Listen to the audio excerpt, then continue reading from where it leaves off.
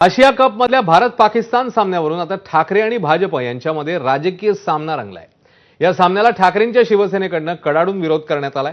पहलगाम हल्ल्यावर बोलताना आपल्या शरीरात रक्त नाही तर गरम सिंदूर वाहत असल्याचं पंतप्रधान मोदी म्हणाले होते। त्यावरून आता गरम सिंदूरचं कोल्ड्रिंक झालंय का असा हल्लाबोल उद्धव ठाकरेंनी केलाय। केंद्रीय गृहमंत्री अमित शहा यांचे पुत्र आणि आयसीसी अध्यक्ष जय शहा यांच्यावरूनही त्यांनी तोफ डागली आहे। त्यावर मुख्यमंत्री फडणवीसांनी पलटवार केलाय।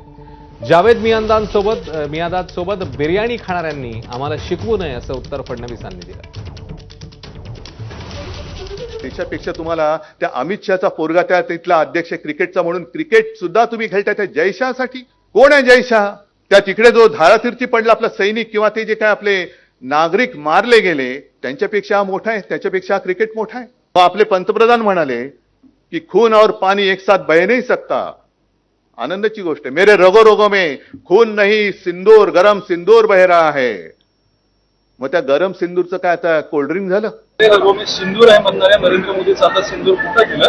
भारत पाकिस्तान मॅचवर क्रिकेट पहिलेच सांगितलं असं आहे, जावेद मियांदादला घरी जेवायला बोलवणारे तुम्ही स्वतःतलं, पण मला त्याच्यावर बोलायचं नाही। त्यांनी एकदा आरसा बघावा।